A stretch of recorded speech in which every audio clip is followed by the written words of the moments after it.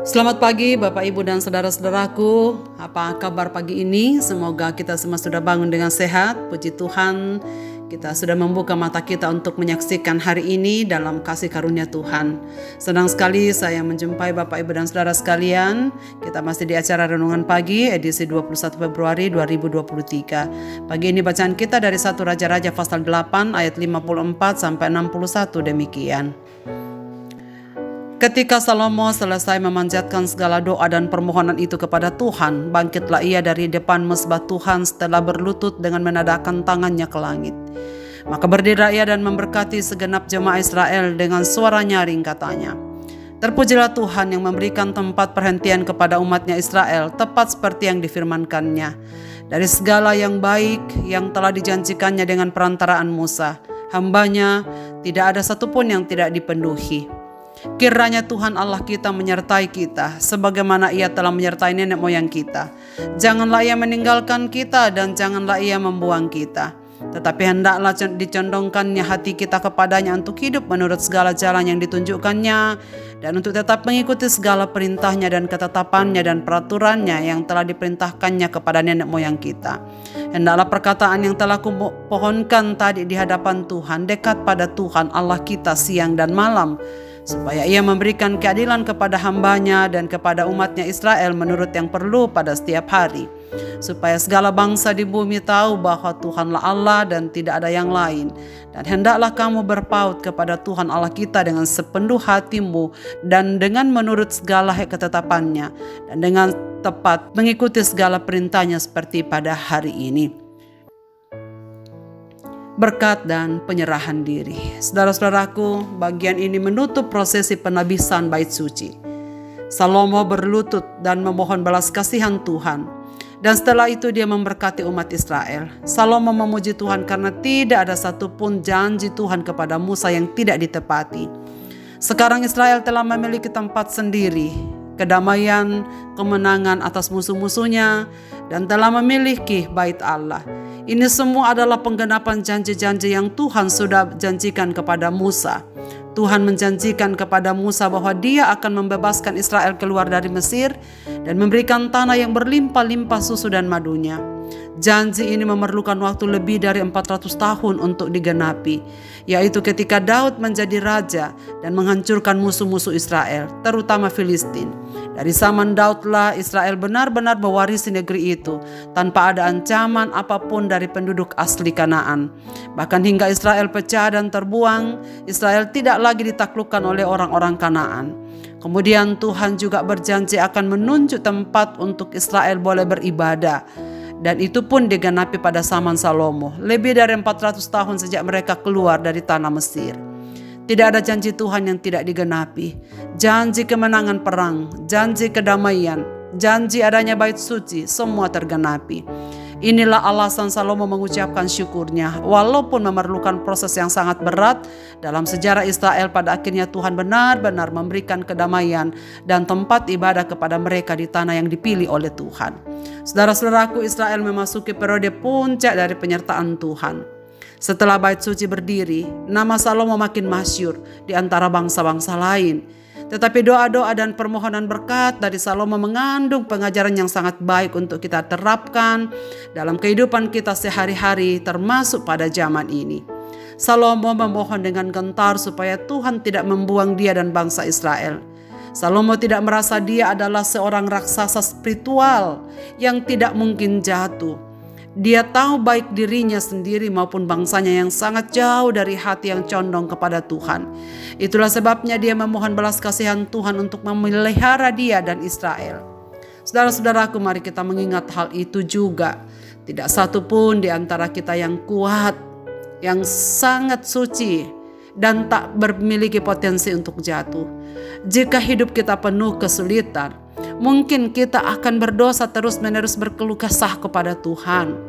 Jika hidup kita penuh kelancaran, mungkin juga kita bisa jatuh dalam dosa menghina pemeliharaan Tuhan dan merasa bahwa semua ini terjadi karena kita yang bisa melakukannya dan meraihnya, dan mengandalkan diri sendiri, serta memupuk kesombongan yang sangat memuakkan.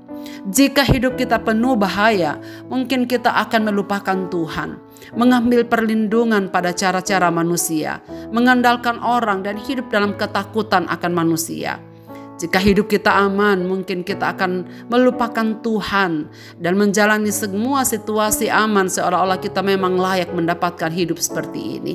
Saudara-saudaraku, kiranya kita juga boleh belajar memiliki pertobatan yang sejati seperti Salomo. Ia mengakui bahwa semua ini terjadi bukan karena mereka adalah bangsa yang layak. Mereka mengakui bahwa mereka adalah bangsa yang rapuh.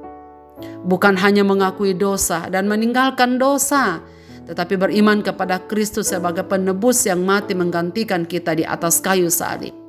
Kita adalah orang-orang Israel yang baru.